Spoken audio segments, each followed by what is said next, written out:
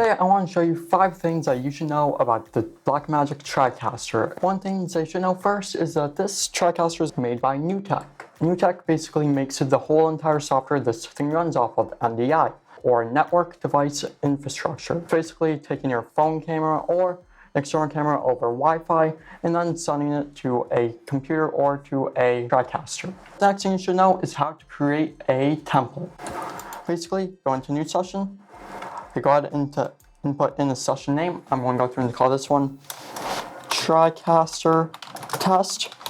And because I've already got this one on, I can just go through, select the template, and hit Tricaster Test. Now, all the settings are basically from the same thing that we set before. So if you set one master profile and then you create another profile, then all of the profiles within this can be linked up to that main master profile. So it can allow you to speed up your workflow so you don't have to mess with the settings every single time. I'm going to go through and just head into the main Tricaster profile that we had before. So I'm going to go to Open Session and hit Tricaster Test. Then from here, you'll see Live, Graphics, and Manage. Live is your main output. This is the feed that you can use to control the Tricaster panel that I actually have right in front of me. This box here allows you to do a lot of things with the Tricaster. Basically, you don't need a monitor in order to view anything other than the cameras. Like this thing is basically every single input on there. So let's show you how that works.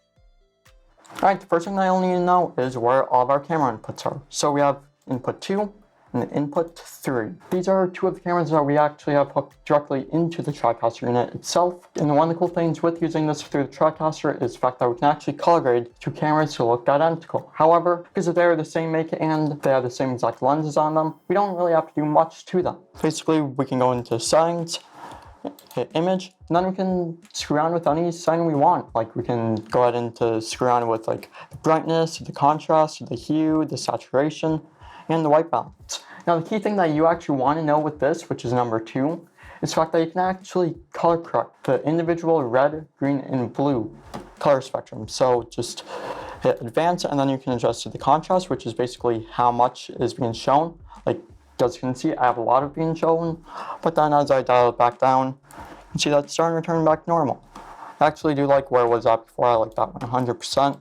And that's where I'm going to keep it at. Now I'd say the camera does look a little bit dark, but that's because we have no lights on other than the overhead. So if we wanted to fix that and be able to use this camera with the overheads on, we can just adjust the brightness.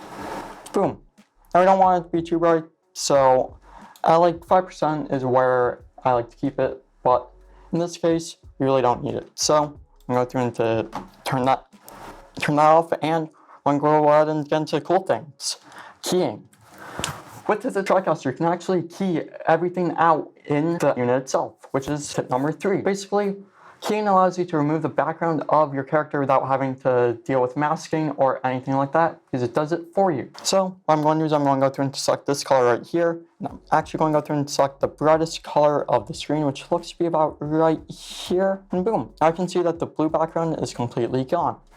Now how do we get another background behind it? Well, the way we do that is we have to go through, close out this, we have to insert something into our DDR. The DDR is basically your outsourced graphics, like your overlays and stuff like that. Wrong! Turns out that DDR is not for the main graphics, it is in fact for videos that you want to trim up. Because DDR is actually for digital disc recorder. I don't know why they call it this, but for some reason they have a digital disc recorder. It's a thing which allows you to also use 3D files and stuff like that. Very strange, but the main feature of those is I can actually cut video and audio that is inserted into those sections. For this one, I'm going to use that as a background. So the way we do this is we actually go ahead into plus, and we can find a bunch of different still images from Newteck themselves. I do like the fact that they provide you with a whole ton of images and a whole ton of sound effects and all of that. Like, it's really nice that they provide you with this stuff. I'm going to go through and select this one right here. Then what we can do is we can actually go through and throw this behind the image. The way we do this is we go through, set this so that that is on the background, which it looks like it is.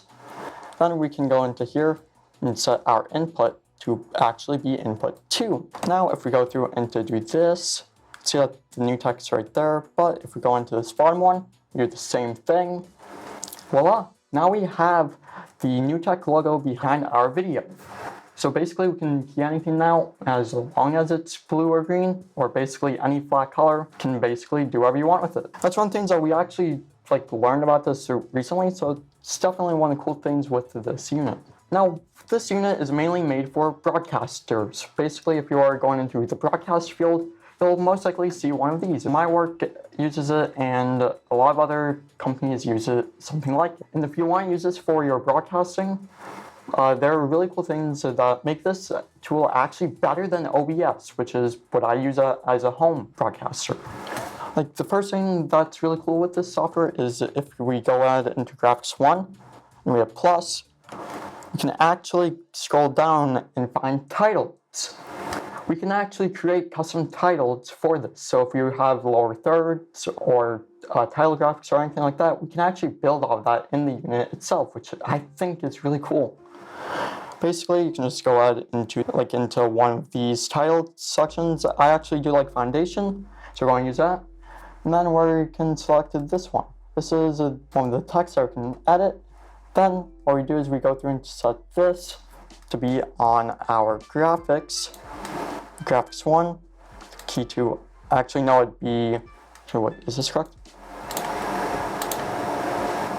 Here's where we actually go into the first downfall of this. You cannot use a green screen while you are using a title. I'm not sure why they did it like this. It could be something to save resources. However, as you can actually see here, we can key out the background, but you just can't really use it, which kind of sucks, but nah, I see where they're going at it for it. And some of the other things with this is you can actually just have a fade to black, so you don't have anything on the screen. Just hitting the FQB button will do that. And there's actually a preview window. This window allows you to view your honors side by side. So if you want to take a look at, for instance, input 2, you can take a look at that on the preview window, and you can just go through and take a look at input 3 on the program. It's really nice. And some of the other cool things with the Tricaster unit is the fact that you can actually control everything through a controller, basically. It's got its own controller unit that allows you to control literally every aspect of this unit. You'll be able to see basically every single button on this Tricaster is the same as every single button on there. So if I were to go through and say press input 1 on here, it'll switch it to input 1 on the unit.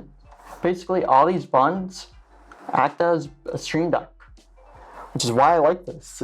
The Tricaster comes with its own stream deck built in along with its own software, so it can basically use it and integrate it with its own hardware. But some of the downfalls with the Tricaster, and this is basically number 5, is that if you want to record it locally, well, have fun, because this recording it took forever.